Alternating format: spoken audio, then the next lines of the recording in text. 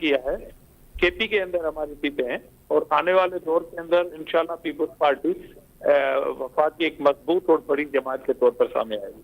बिल्कुल। सर, आजिज साहब, जो बात अभी अहमद अवैस साहब से मैं कर रहा था सर, क्या अदालतें आजाद हैं? आप कैसे समझते हैं आजिज साहब?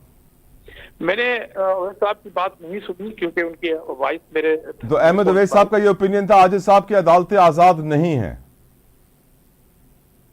अहमद अवैस साहब किस पार्टी की नुमाइंदगी कर रहे हैं? अहमद अवैस साहब सीनियर कानूनदान भी हैं सर, पीटीआई से भी हैं।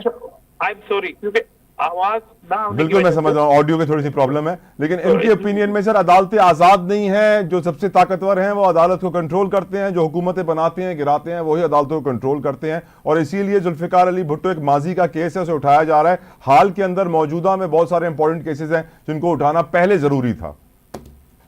मेरे ख्याल में भुट्टो रेफरेंस को उठाना एक तारीख की रिक्वायरमेंट है, किसी ना किसी दौर के अंदर फिर ये उठानी थी और बड़ा लेट हुआ है। अगर ये ओपिनियन है कि अभी नहीं तो फिर कब?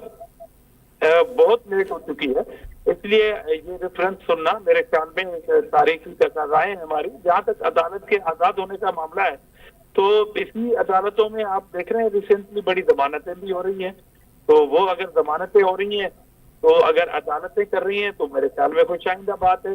फंडामेंटल राइट्स को तहफ़्फ़ुज़ देना अदालतों की जिम्मेदारी है, मगर अदालतों के अब जैसे बंदियाल साहब की अदालत का या साकिब निसार साहब की अदालत की हम मिसाल लेंगे तो उसमें इस तरह की चीजें हमें भी फील होती हैं कि वो प्रेशर में आके किस तरह फैसले होते हैं, जिससे मेरे ख्याल में कौम के एतमाद का फिर फुकदान पैदा हो जाता है। राइट। अहमद अवैस साहब,